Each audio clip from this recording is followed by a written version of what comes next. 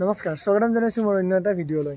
আজিৰ ভিডিঅ'টোত এজন ব্যক্তিক আমি ধন্যবাদ ক'ব খুজিছোঁ, কাৰণ ইমান দিনৰ পৰা চলি থকা এটা জ্বলন্ত সমস্যাৰ আজি অন্ত পৰিল। হয়, আপোনালোকে ভাবি আছে মই কি ক'ব খুজিছোঁ, মানে আপোনালোকে ধৰিব পৰা নাই। এই ভিডিঅ'টোত আপোনালোকে আগবাঢ়াৰ আগতে মোৰ অন্য এটা ভিডিঅ' আপোনালোকে চাব লাগিব। সেই ভিডিঅ'টো আপোনালোকে চাই লওক এতিয়া।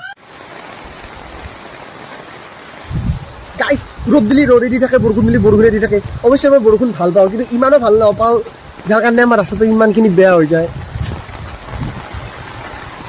কালি ৰাতি যিটো বেয়া পৰাণ দিছোঁ পুৰা চাই আহিছিলে, অলপমানত থাকি মোবাইলটো নাভাঙিল। বম পৰাণ দিছোঁ গাইছ, বৈদ্য পৰাণ দিছোঁ। ইথানো বিষেই আছে, কিয় নপৰিম চাওকচোন ৰাস্তাটোৰ মানে কেনেকুৱা এটা ৰূপ। মোৰ ভিডিঅ'টো যদি কোনোবা প্ৰভাৱশালী ব্যক্তি চাই আছে, প্লিজ আমাৰ ৰাস্তাটো অলপ মেৰামতি কৰি দিয়াৰ ব্যৱস্থা কৰক, নহ'লে আৰু দুৰ্ঘটনা হৈ থাকিব। আজিৰ দিনত এনেকুৱা ৰাস্তা ক'ত দেখিছে ন আপোনালোকে? প্লিজ কোনোবাই যদি চাই আছে মোৰ ভিডিঅ'টো, মই এইখিনিয়ে আপোনালোকক ৰিকুৱেষ্ট কৰিছোঁ যে আমাৰ ৰাস্তাটো অলপমান মেৰামতি কৰি দিয়াৰ ব্যৱস্থা কৰক, কাৰণ এই ৰাস্তাটোদি বহুতো মানুহ অহা যোৱা কৰি থাকে।